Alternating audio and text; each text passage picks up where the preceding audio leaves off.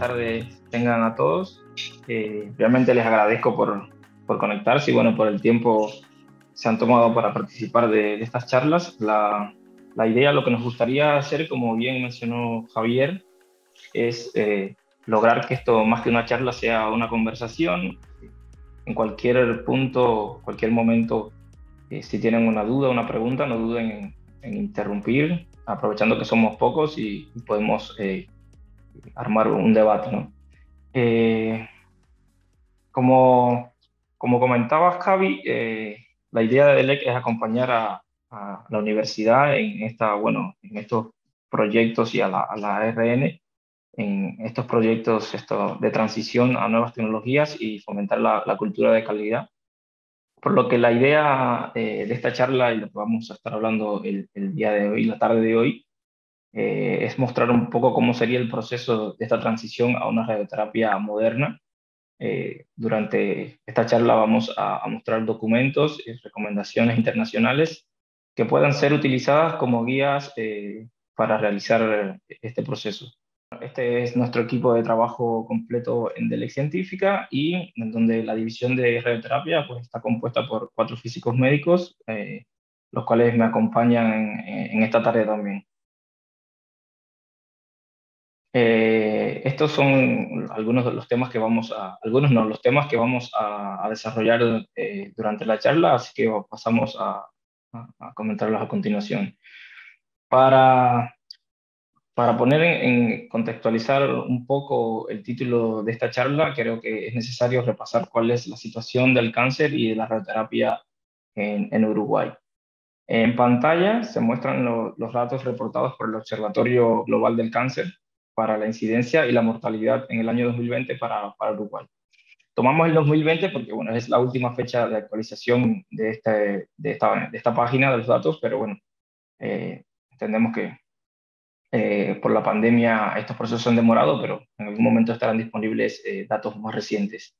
Lo que queremos mostrar acá es que si ponemos atención en el total de casos, es llamativo que el porcentaje que representa el número de muertes causadas por cáncer, o sea, la proporción entre el número de muertes y el número de incidencia es bastante alto.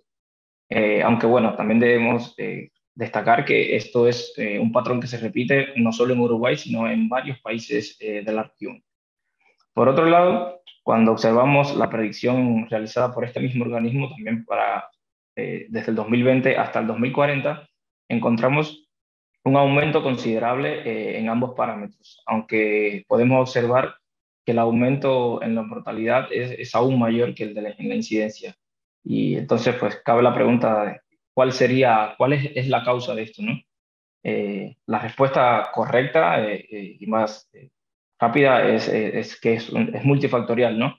Sin embargo, si vemos cuál es la antigüedad del equipamiento de radioterapia que está disponible y en funcionamiento hoy en Uruguay, vemos que en su mayoría son equipos que tienen una larga data.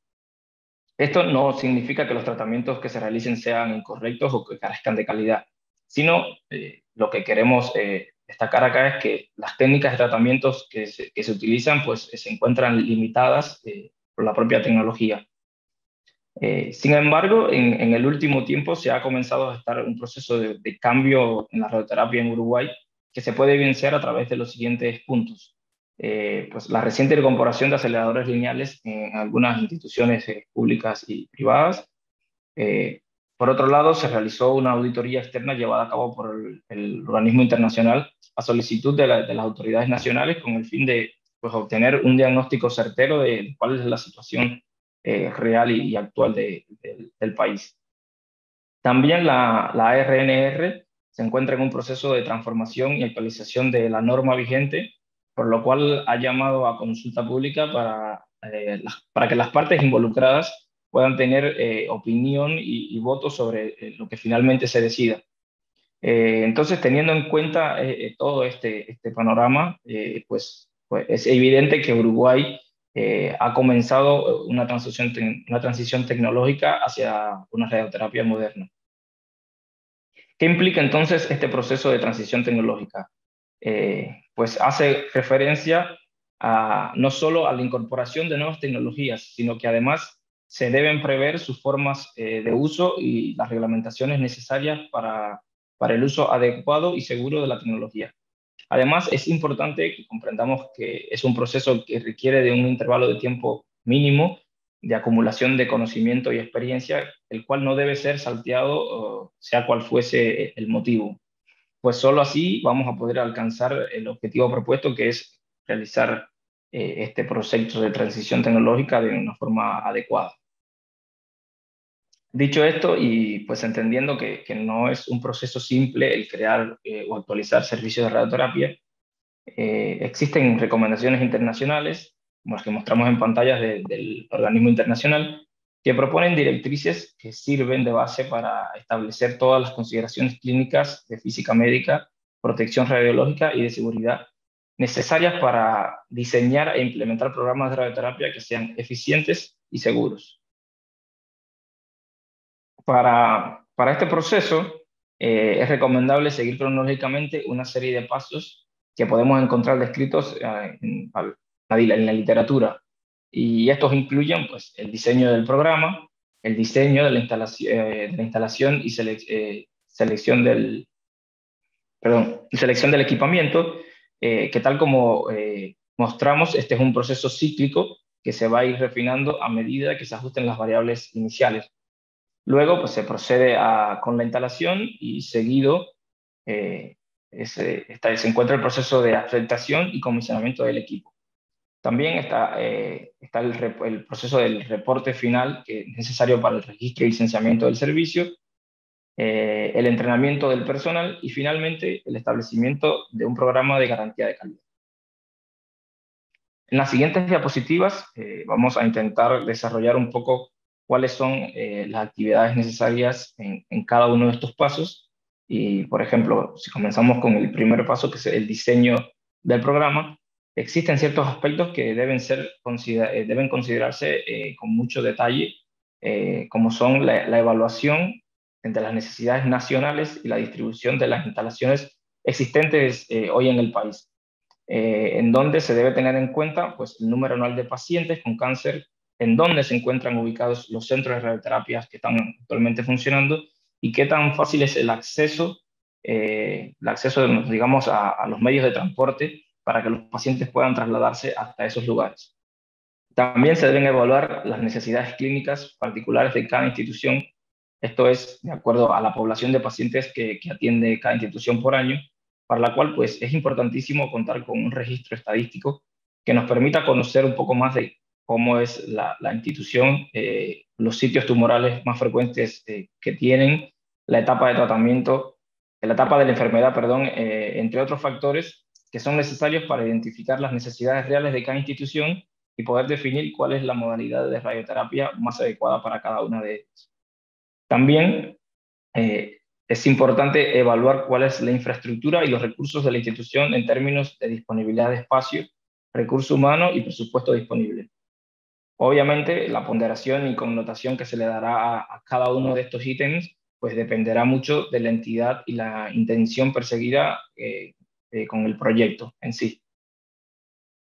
Por otro lado, para el diseño de la instalación, que operará con radiaciones ionizantes, además de las referencias provistas por el fabricante de la tecnología, debemos tener en cuenta cuáles son las normas establecidas por la autoridad del país con competencia en materia de control y regulación de radiaciones ionizantes, que esta captura la tomé de la página del Ministerio de Energía sobre lo que es la ARN.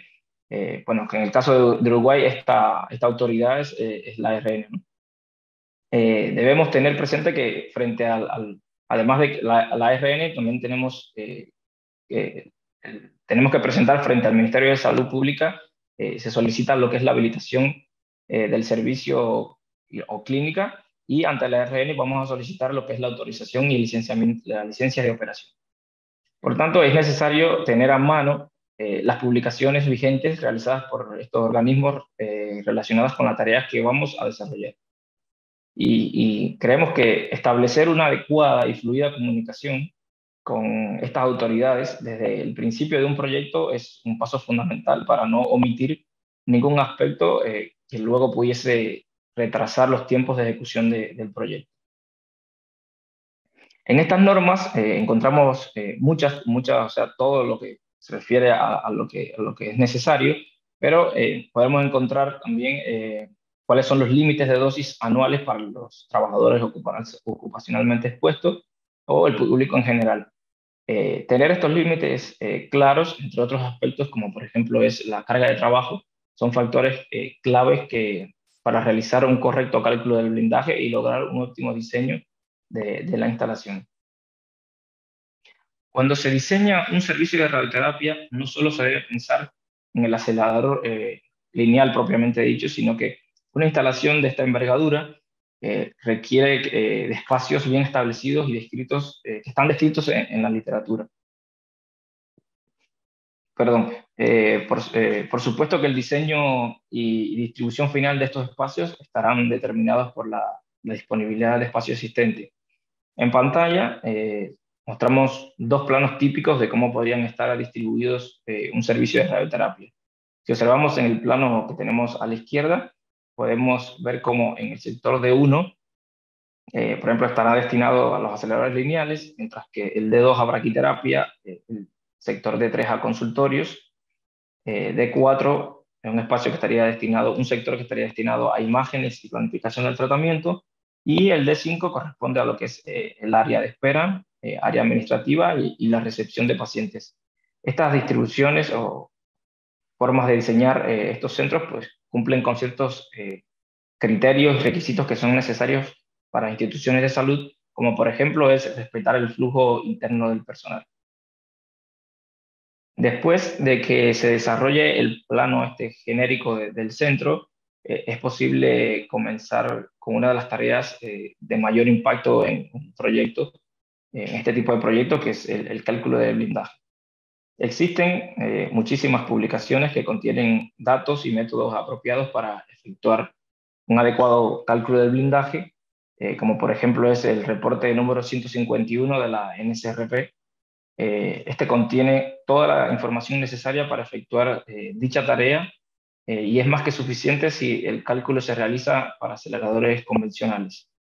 Por otro lado, aunque este documento describe las pautas para el cálculo de blindaje en tecnologías no convencionales, existen publicaciones más específicas en donde se presenta la metodología apropiada para el cálculo de blindaje en aceleradores no convencionales. Estas referencias, pues, lo que nos dan, nos muestran, nos dan una referencia de cuáles son las aproximaciones que son necesarias considerar a la hora de diseñar un búnker debido, por ejemplo, al beam stopper que cuentan algunos aceleradores. Eh, en la selección del equipamiento se debe considerar todos los actores que se requerirán para que el centro sea funcional al final del proyecto y que esto va más allá, obviamente, de solo el acelerador. Por lo tanto, es imprescindible que identifiquemos desde un principio cuál será el equipo y las modalidades de imágenes de que se dispondrá para la simulación y el tratamiento, las características y requerimientos de, del acelerador lineal, de qué sistemas de IRT se dispondrá, qué licencias de planificación y algoritmos de cálculos vamos a requerir, y además qué elementos serán necesarios para cubrir el adecuado control de calidad de todo el equipo antes mencionado. Esto es algo fundamental y que debemos tener previsto desde el inicio del proyecto. En particular, para la selección del LINAC va a ser fundamental identificar las necesidades clínicas y tipos de pacientes que se desean tratar.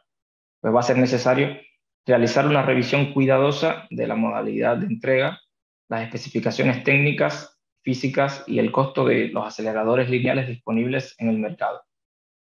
Debemos conocer cuáles son los recursos disponibles en la institución, por ejemplo, el espacio, los fondos con los que se cuenta y la experiencia del personal. También debemos realizar una evaluación de futuras actualizaciones, las garantías del fabricante y contratos de mantenimiento, y cómo es la evaluación, hacer una evaluación de la calidad del servicio y soporte técnico del fabricante.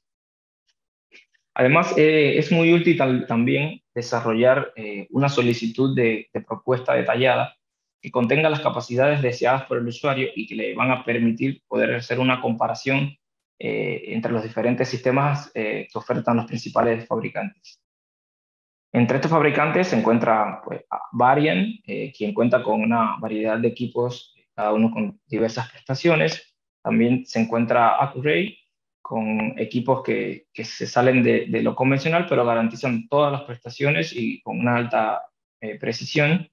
También tenemos Electa, quien cuenta con una variedad de equipos y prestaciones. Estos son los tres principales eh, fabricantes, los más reconocidos en el ámbito de la radioterapia a nivel mundial.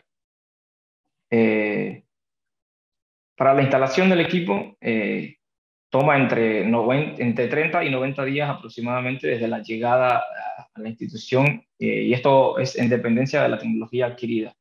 Hoy en día existen equipos como el Radisac o como el Halcyon, que vienen precomisionados de fábrica, con lo cual el proceso de instalación se reduce drásticamente. Una recomendación, algo que es recomendable hacer es inmediatamente después de la instalación realizar un estudio inicial de protección radiológica, el cual incluya la medición de la fuga del cabezal, el relevamiento dosimétrico para comprobar que los niveles de exposición no excedan los límites permisibles y realizar pruebas de enclavamientos, las luces de advertencia y interruptores. Todo este pequeño estudio es como para garantizar que el personal que va a trabajar en las próximas etapas, pues lo va a hacer eh, bajo las medidas de seguridad, ¿no? Entonces, una vez que hagamos esto, entonces comienza el proceso de aceptación. Las pruebas de aceptación forman parte del acuerdo entre el fabricante y el usuario para aceptar la adquisición del equipo. Significa que el fabricante, en presencia de un responsable, que generalmente es el físico médico designado de la institución, verifica que el funcionamiento y operación del dispositivo cumpla con las especificaciones establecidas por el usuario. El ATP entonces no es más que un conjunto de pruebas específicas de cada fabricante y que van a estar de acuerdo o en correspondencia con la tecnología que el usuario adquiere. Luego las pruebas de aceptación hayan sido satisfactorias, se comienza con el proceso de comisionamiento, el cual incluye mediciones exhaustivas de parámetros dosimétricos, el ingreso de los datos del AS al TPS o el sistema de planificación, y el desarrollo de los procedimientos operativos de la institución. Cada centro debe tener el equipo necesario, debe contar con el equipo necesario para desarrollar el comisionamiento, entre los cuales deben estar incluidos fantomas de agua para hacer las mediciones, ideal que tengan interfaz a computadoras para hacer el proceso pues, mucho más rápido y ágil. Distintos tipos de detectores, como pueden ser cámaras de ionización, diodos, etcétera, films, escáneres para escanear las películas, y bueno, nivel, termómetro, barómetro, todos los elementos necesarios para poder realizar el comisionamiento. Además, es de vital importancia de que los datos recopilados sean de la más alta calidad para evitar errores en el tratamiento de los pacientes. Estos datos del comisionamiento van a ser utilizados también como datos referencia o línea base para luego establecer los controles de calidad en el futuro. Por lo tanto, podemos decir que el comisionamiento tiene como objetivo poner el acelerador lineal médico en uso clínico. Finalmente, para obtener el registro y licenciamiento de la institución, es necesario presentar ante la autoridad reguladora un reporte detallado en donde se describan cuáles fueron cada una de las tareas realizadas durante todo este proceso que acabamos de, de, de, como de transitar. El entrenamiento del personal involucrado en la operación del acelerador pues está, a nuestro parecer, compuesto por tres aspectos fundamentales que deben complementarse y ser fomentados por todas las instituciones, y es que luego del entrenamiento realizado por el fabricante, cada integrante debe continuar con su formación de forma individual y además pues, compartir ese conocimiento y esa experiencia con sus compañeros y crear un equipo de trabajo donde todos conozcan la misma información, de forma tal que predomine en el personal pues, un proceso de formación continua. Por último, y no por ello menos importante, es fundamental establecer un programa de garantía de calidad que cuente con las frecuencias y tolerancias basadas en recomendaciones internacionales y del fabricante. En la pantalla lo que mostramos es una amplia recopilación de documentos que pueden ser utilizados como guía para elaborar un adecuado programa de garantía de calidad que les permita a todas las instituciones pues, mantener conformidad con los más altos estándares nacionales e internacionales. Entonces, ¿cuáles son las responsabilidades y la formación necesaria para el staff, perdón? Pues de acuerdo al organismo internacional, una transición tecnológica involucrará un gran esfuerzo por parte de todo el equipo de trabajo. Entonces, pues para optimizar este proceso, se debe considerar la educación, entrenamiento y la experiencia previa de cada uno de los miembros que integran el equipo de trabajo. Además, y garantizar que es pues, el apropiado acceso a oportunidades de formación y desarrollo profesional para los radioterapeutas, los físicos médicos y los tecnólogos, puesto que cada uno de estos pues, desempeñará un rol fundamental en el proceso de tratamiento.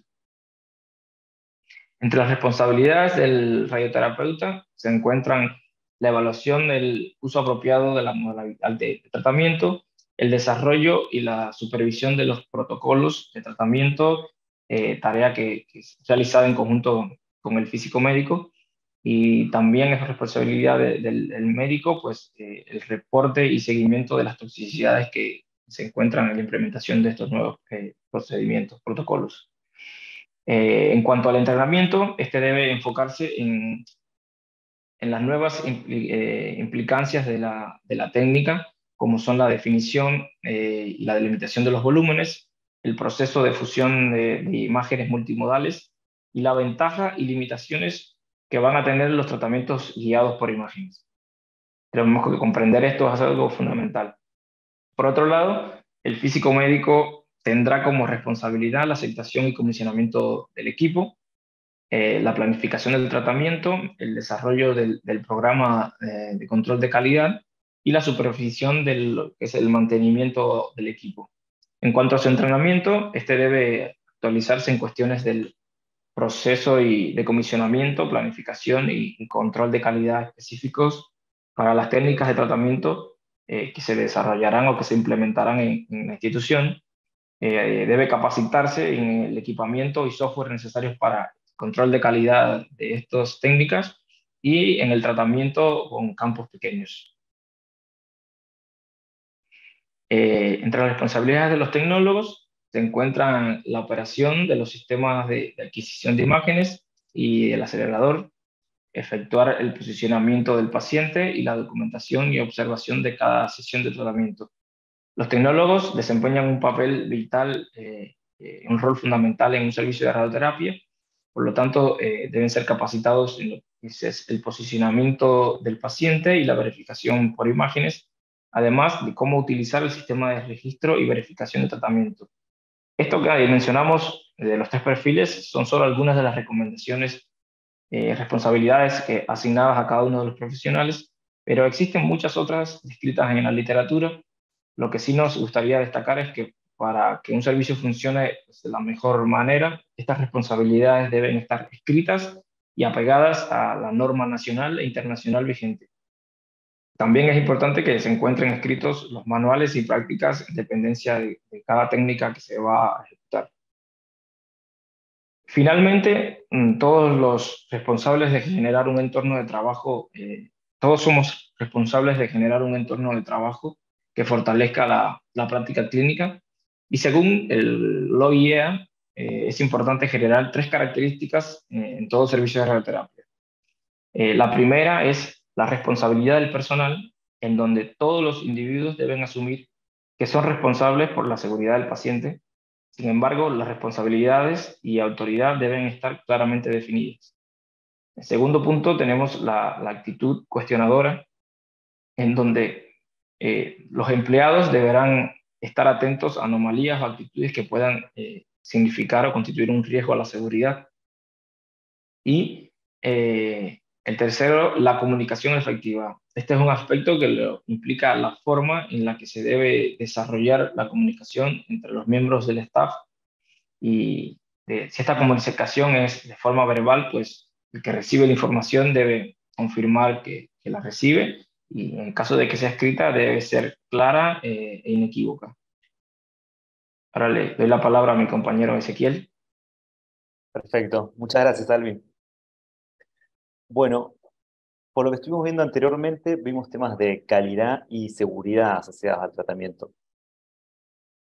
Pero estos dos conceptos no son conceptos independientes, sino que están íntimamente relacionados. Para ver la relación entre estos dos conceptos, vamos a ver este pequeño ejemplo simple, donde tenemos un volumen que debe ser irradiado. Para simplicidad del ejemplo, vamos a asumir que el 100% del volumen, según las recomendaciones de ICRU, debe estar irradiado por una dosis cuya distribución oscila entre un 95 y un 107% de la dosis de prescripción. Esto significa que esta va a ser el rango de dosis donde el paciente se va a ver beneficiado por los beneficios terapéuticos del protocolo que está siguiendo. Sin embargo, por los reportes que existen internacionalmente, dados los accidentes de New York, de Francia, de Panamá, sabemos que han existido en radioterapia incidentes muy graves y si los vemos así como están en pantalla, pareciera que tenemos un grupo de pacientes que en su mayoría van a estar comprendidos dentro de la dosis de prescripción, más o menos 5%, y incidentes muy graves que suceden de manera muy aislada. Pero nos tenemos que preguntar si es esto razonable y si realmente solo existen estos dos escenarios. La realidad en radioterapia es mucho más parecida a lo que sucede en otros ámbitos, que es donde existe la posibilidad de que pacientes se alejen muy poco de la dosis esperada, pero caigan en lo que se conoce como una radioterapia subóptima. Es decir, tenemos que ser conscientes de que existe la posibilidad de que se imparta una radioterapia que le va a implicar al paciente toxicidades no esperadas según el protocolo clínico, que pueden llegar a provocar una disminución de la probabilidad de control local de la enfermedad, y que todas estas cosas están dadas por condiciones inseguras que deben ser abordadas como un componente importante que compromete la calidad del tratamiento. En resumen, lo que quiero decir es que una radioterapia segura también es una radioterapia de calidad. Y si empezamos a tomar medidas que ataquen a las condiciones inseguras, lo que vamos a estar logrando es que cada vez menos pacientes sufran una radioterapia subóptima, que generalmente pasa desapercibida porque no podemos detectar pequeñas consecuencias que no son un incidente grave. Si aceptamos que existe una relación entre calidad y seguridad, vamos a poder entender que cualquier medida enfocada en mejorar la seguridad también será una medida que mejorará la calidad. Existe evidencia clínica que destaca que el control de la calidad fortalece el resultado del ensayo clínico, como es este trabajo, donde se evaluaron 9 ensayos clínicos, y la conclusión a la que llegaron es que los datos de control de calidad derivados de ensayos clínicos prospectivos demuestran indiscutiblemente que la falta de seguimiento de los requisitos de radioterapia especificados en el protocolo se asocia directamente con una reducción de la supervivencia, con una disminución del control local y con una potencial mayor toxicidad. Según datos del Organismo Internacional de Energía Atómica, incluso en condiciones de calibración, como por ejemplo este relevamiento que se hizo en Francia, donde en 1990 se introdujo la irradiación de TLS, que son dosímetros, que se irradian en condiciones muy simples, es decir, en condiciones con un campo de 10 por 10 centímetros, Se evaluó si la dosis que se irradiaba era igual a la dosis que se pretendía irradiar, y si ésta se encontraba dentro de límites de más o menos 5%. En 1990, solo el 60% de los participantes lograron estar dentro de este margen, y con el paso del tiempo se fueron a hacer un seguimiento y un ajuste, y por lo tanto, solo analizando este pequeño factor en condiciones muy simples, se pudo construir y trabajar para crear una radioterapia mucho más segura. Esto que es un trabajo que se realizó en Francia, también se hizo en Estados Unidos y tuvo resultados muy similares. Y acá estamos hablando de un campo de 10 por 10, que es las condiciones de calibración. Imagínense qué sucede cuando pasamos a campos más complejos. Por ejemplo, los campos pequeños que se introducen con IMRT. Como mínimo, podemos asumir que la calidad de la entrega del tratamiento es menor. Esto no quiere decir que los equipos no sean capaces de irradiar. Quiere decir que las medidas de seguridad que nos permiten verificar que estamos irradiando de manera correcta son muy importantes y nos permiten tomar acciones para corregirlo. Según las estadísticas e incidentes que se han ido recopilando, sabemos que el proceso en radioterapia es largo, desde la consulta médica hasta la verificación del tratamiento. Bueno, el paciente va a atravesar muchos pasos. Estudios que se han encargado de desglosar cada uno de estos pasos han llegado a que el proceso de radioterapia involucra más de 100 acciones. En este flujo simplificado que vemos que en cada una de estas etapas se podría llegar a introducir un error que tenga una consecuencia en el resultado clínico que se espera. Si suponemos, para darle números a la cuestión, que nuestro flujo de radioterapia tiene 100 pasos desde que el paciente pisa la clínica hasta que se trata, y que cada uno de estos pasos tiene una probabilidad muy pequeña, de 1 en 1000, de que se introduzca un error, en todo nuestro flujo de radioterapia, dada la teoría de propagación de errores, habrá una probabilidad de error de un 10%, lo cual es muy alta.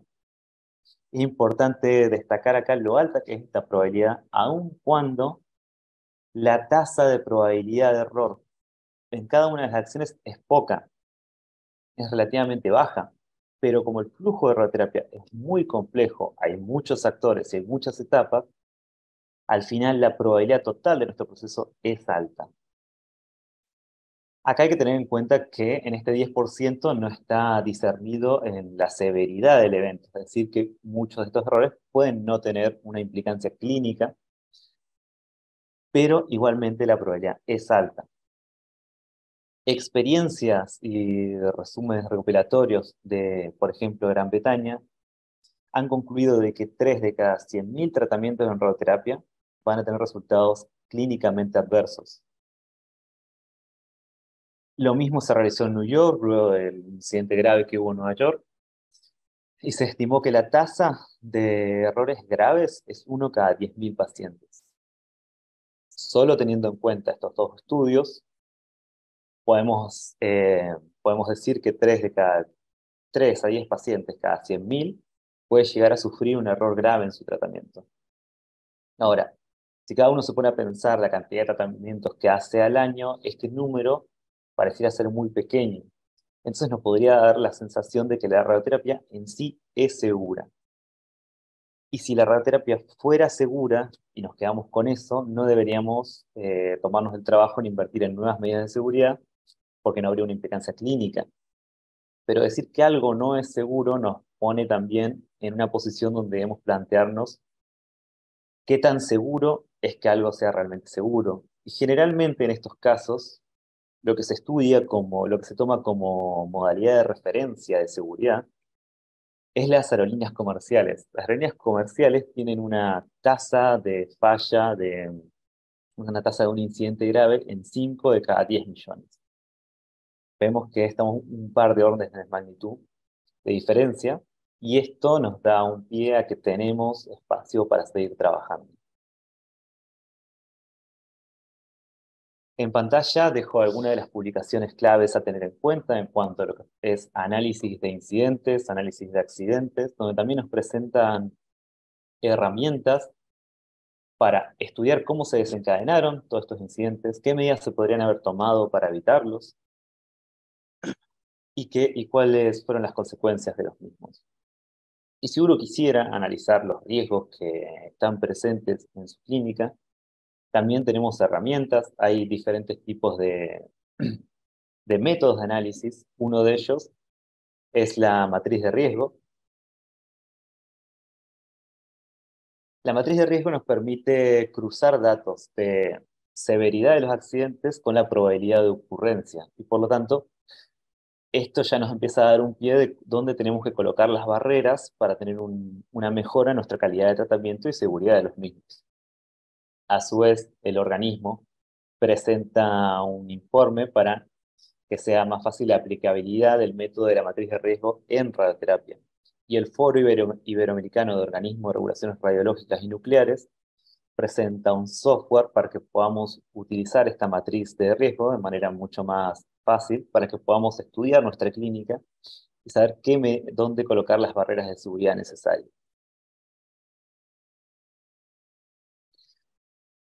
Como para ir finalizando la charla, primero destacar que es evidente que Uruguay se encuentra en un cambio tecnológico en cuanto a lo que hace la radioterapia. Como había dicho mi compañero, esta transición tecnológica involucra muchas aristas, tanto de las instituciones que adquieren la tecnología como de los entes reguladores que se deben que deben controlar todos estos cambios.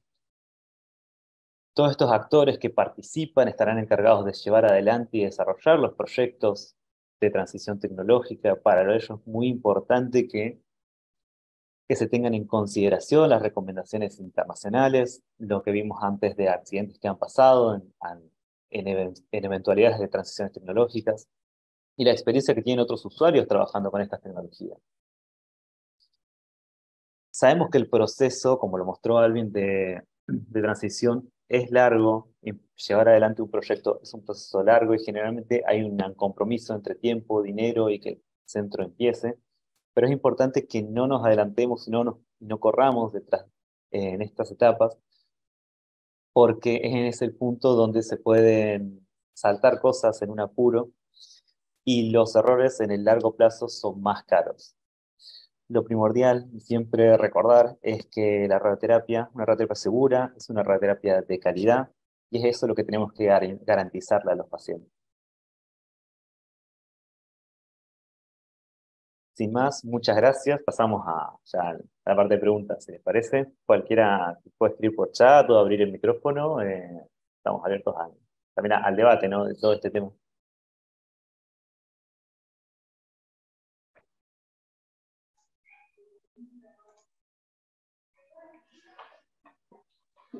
Yo aprovecho y hago un poco de fuego amigo para incentivar a que otros pregunten. Eh, Quería saber, Alvin o Ezequiel, digamos, si estos temas de seguridad se van viendo a lo largo de las carreras, de las formaciones del personal que después se incorpora al sistema de salud. O sea, seguridad, ¿cuáles son los momentos de contacto con esta temática en las trayectorias profesionales?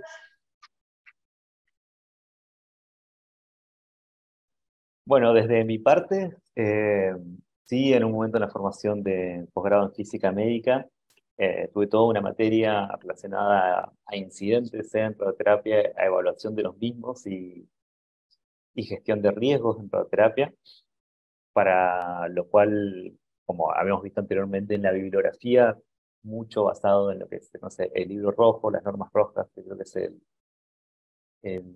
CRP 49 o 50, pero que es uno de los annals de la radioterapia, de incidentes en radioterapia. Y es la primera vez ese fue el primer contacto que tuve con accidentes en radioterapia, porque uno cuando estaba metido en la clínica, me pasó cuando empecé a formar parte de la práctica profesional, parecía que un accidente así era algo muy lejano, y cuando uno lee en detalle esos incidentes, te das cuenta que fueron una pequeña serie de sucesos que terminó desencadenando un accidente grave, lo cual te hace mucho prender las alarmas de que cuando uno va al día a día, sobre todo cuando la clínica va muy rápido, de no estar tan automatizado en que todo está bien, ¿no? Estar atento a todo, como decía Alvin anteriormente, tener esta actitud cuestionadora de estar al tanto, si todo está de acuerdo, marcha de acuerdo al plan, o si hay que frenar un segundo y volver a chequear. Sí, ahí para complementar lo que dice Ezequiel, Javier, creo que hoy en día, si bien la tecnología ha avanzado mucho y hoy en día los equipos en sí cada vez son más seguros, tienen más interlock, más computadoras, más control, creo que también se desvía un poco más la atención hacia lo que son los factores humanos. Y por ahí lo que decía Ezequiel, que uno en la clínica piensa que todo está bien, que lo estoy haciendo bien siempre, y la realidad es que uno tiene que parar y siempre estar atento a todo lo que pueda suceder, porque son pequeños eventos que uno no, a veces ni siquiera los puede tener en cuenta hasta que no sucede el accidente. Entonces, eh, creo que es fundamental y el trabajo en equipo para esto también es importante. Y es importante que las clínicas, los centros lo tengan en cuenta porque por ahí esta cultura de calidad no es algo que está muy presente en los centros y creo que está bueno este tipo de espacios para lograr que más personas se interesen y se preocupen por estos temas. Gracias. Si alguien más tiene una otra consulta o comentario, no tiene que ser una pregunta, si quiere comentar alguna experiencia o cualquier caso lo puede hacer.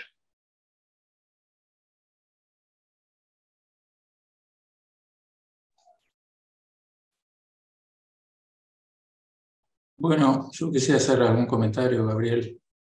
Primero agradecerles. ¿Se me escucha? ¿Sí? Sí, te Sí, escuchamos. Perfecto. Bueno, primero agradecerles la charla que estuvo muy bien expuesta y con contenidos muy buenos. Y agradecer entonces la colaboración con la Unidad de Física Médica y la Facultad de Ciencias al respecto. Después quería comentar algo de las estadísticas del cáncer, que siempre el conjunto de tablas que se muestran contienen una cantidad de números que son muy difíciles de evaluar y que responden a múltiples factores, como Alvin muy bien señaló. Entre esos factores probablemente esté la radioterapia que se usa en aproximadamente la mitad de los pacientes de cáncer.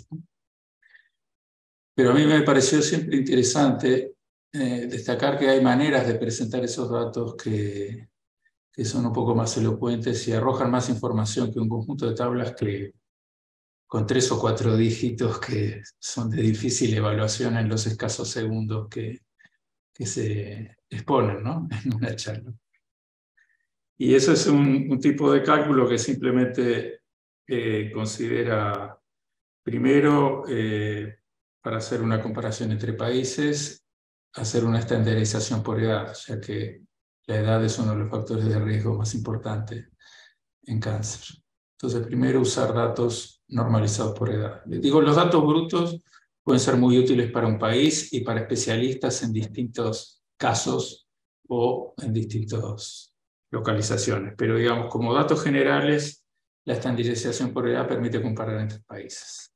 Y después, lo otro que permite comparar resultados es simplemente medir el cociente de mortalidad sobre incidencia. Y eso uno también lo puede hacer con distintos tipos de cáncer. Y si uno hace esas cuentas, las cosas aparecen diferentes que en las tablas que se muestran usualmente, ¿no? Porque aparecen esos cocientes, mortalidad sobre incidencia, que típicamente dice, bueno, alguien que es diagnosticado, ¿qué posibilidad tiene de estar vivo a los 5 años? ¿No? Porque esencialmente es eso. Y ese es un número muy elocuente. Uruguay, el número para Uruguay con los datos de IARC no son muy buenos, son comparados con América Latina. Típicamente son el doble de peor que España y el triple si lo comparamos con Nueva Zelanda. Ese es un primer comentario. Entonces tengo otros comentarios, si quieren paro acá y si alguien más quiere comentar algo. Acá yo aprovecho a decir que Andrés Cáceres, acá en el chat, publica sobre la herramienta de Safron. Safron es como dice Andrés, una herramienta muy útil para todos los temas. Para los que no lo conocen, Safron es una herramienta desarrollada por el organismo internacional, que básicamente es un sistema de notificación de incidentes. Es voluntaria, donde cada uno en su clínica puede subir el incidente que sucedió en su clínica. Y la idea de esto no es buscar culpables, sino que sea un sistema educativo para tener un panorama global de incidentes que están sucediendo, incidentes ¿no? en el mundo, en el ámbito de la radioterapia. Lo cual es muy interesante y sería una herramienta que tiene mucho potencial si todos nos comprometiéramos a utilizarla, ¿no? Claro, y creo que esto también importante porque de cierta forma también crea una base de datos que después se va a poder utilizar porque por ahí sucede mucho cuando uno hace este tipo de análisis que no sabe qué suceso iniciador puede ser el que desencadena un accidente y cuando todo alrededor del mundo se genera este tipo de colaboración, pues ya uno realmente puede entender y ver cuáles son los sucesos que han ocurrido en otros lugares y tomar medidas para que obviamente no ocurran en nuestro ámbito.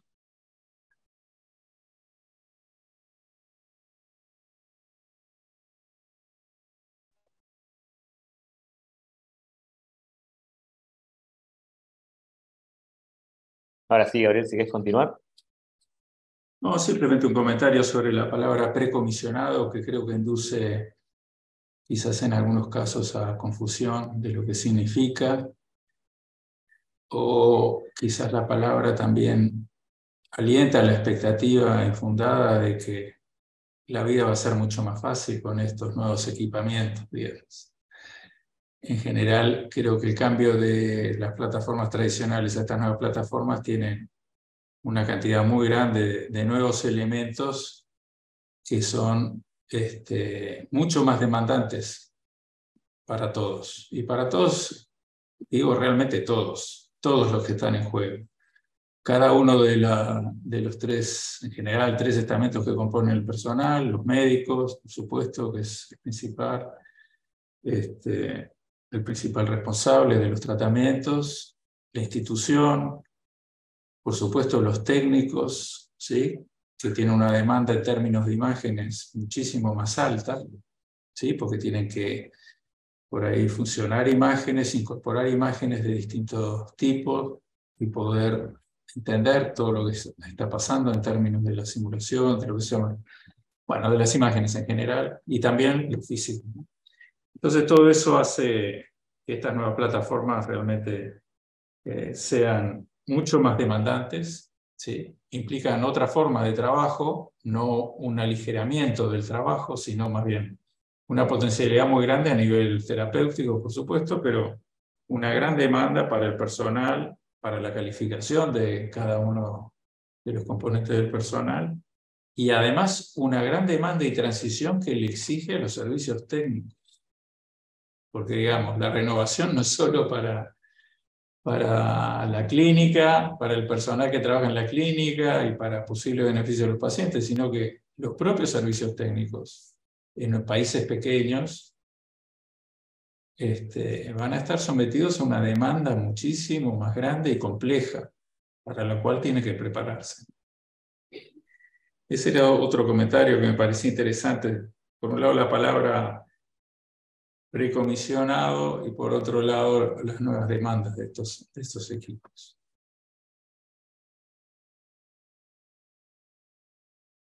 Puedo seguir, ¿eh? Tengo 2 o 3 más. Sí, en lo que dijiste yo, bueno, coincido, es algo que, por ejemplo, si uno lee la documentación del organismo en cuanto a lo que es la transición de 3D a IMRT, en las recomendaciones que trae, uno de los párrafos que dedica al principio es que esta transición lleva una demanda muy grande y una ampliación por ahí del personal que uno está acostumbrado, de golpe empiezan a aparecer en radioterapia en técnicas más complejas enfermeros, colaboraciones con imaginólogos, un trabajo mucho más multidisciplinario de todo el centro para que todo pueda funcionar de manera correcta, este flujo comienza a ser cada vez más grande, la probabilidad de errores en cada uno de los pasos empieza a crecer si uno no ha dado un crecimiento de manera orgánica.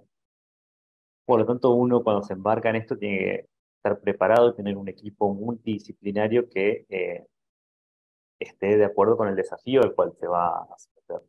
Y esto también habla de la preparación de ingenieros, tanto de la clínica como de los servicios técnicos, una preparación de quizá una nueva división de tarea de técnicos que se dediquen solo al manejo del equipo, técnicos que se dediquen más a producción de imágenes, manejo de otro tipo de software. No es fácil, es un desafío. Quizá uno, lo primero que se encuentra cuando entra a un servicio en funcionamiento que ya trabaja con hiposfraccionamientos, es que de golpe la grilla horaria o la cantidad de pacientes que uno tiene acumulados en el día disminuye, y porque los tratamientos son más cortos, pero esa disminución viene asociada con mucha más carga de trabajo que hay detrás, eh, y lo cual es muy importante destacar, ¿no? Los tratamientos ya no es que son, la preparación del tratamiento es cada vez más larga y compleja.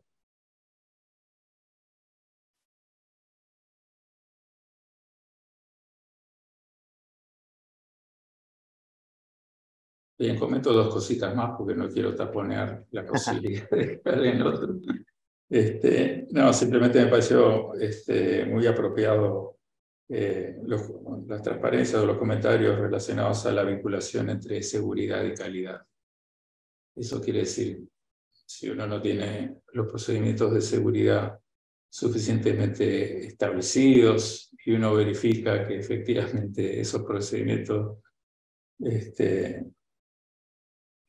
no ocurren, no tiene deficiencias, eso sin duda también está indicando que en términos de calidad la clínica puede tener eventualmente problemas. ¿Sí? No son cosas independientes, como hay trabajos que lo han mostrado, como citaban ustedes, ¿no? Las autoridades reguladoras simplemente tienen que ver con la seguridad. Y si uno encuentra problemas en términos de seguridad, es una especie de mínimo que uno tiene que pedir para el ejercicio de las prácticas, ¿sí? La protección radiológica, digamos. Muy probablemente pasen cosas a nivel de calidad. No ya calidad en términos de optimización, sino directamente calidad. Por ahí mostraba también especie de gráfica simbólica sobre la radioterapia subóptima, y estaba la parte con exceso, eventualmente de dosis, pero también la parte con defecto de dosis, que también es una radioterapia subóptima que por ahí tiene mucho menos indicios de ser manifestado. Así que bueno, me parece muy bueno eso. Y finalmente el punto 99 a la 100, esa cuenta que da la idea de un proceso que se realiza 100 veces con un porcentaje de éxito enorme, prácticamente el máximo, 999.000. Bueno, esa es una cuenta que yo también siempre hago. En general la hago con 200, no con 100. Y un cálculo numérico muestra que en vez de un 10% es un 20% de errores en la práctica. Uno está acostumbrado a subir los que tengan, o con cualquier circunstancia corriente, a subir la escalera de su casa, y se empieza a medir cuántas veces tropieza en esa escalera que conoce toda la vida, que sube todos los días, varias veces, va a encontrar que equivocarse 1 en 1000 es realmente una subestimación de lo que sucede. Uno se equivoca en un proceso que conoce muy bien y que realiza muy bien, más que 1 en 1000. Así que esa cuenta que es simbólica realmente es un ejemplo muy patente de lo que puede estar ocurriendo, ¿no? Y de ahí todos los cuidados, particularmente en esto, que no es un tropiezo de escalera. Así que con esto termino mis comentarios. Gracias. Gracias. La verdad que muy buenos sus comentarios. Yo creo que todo esto que hemos hablado, lo que nos llama es cada vez más pues, a la educación del personal es lo fundamental en este proceso. Pero como bien usted dice, uno por ahí piensa que por ahí piensa, no, por ahí hace siempre lo mismo y internaliza de que lo hace bien y después aparecen los errores y no sabe en qué momento fue que sucedió esa transición. Entonces, creo que tener claro el proceso educativo y cómo funciona todo es una tarea fundamental para estos procesos de transición. La educación continua de todo el personal involucrado. Bueno, creo que ha estado muy bueno el debate hasta acá. Espero que les haya servido a todos.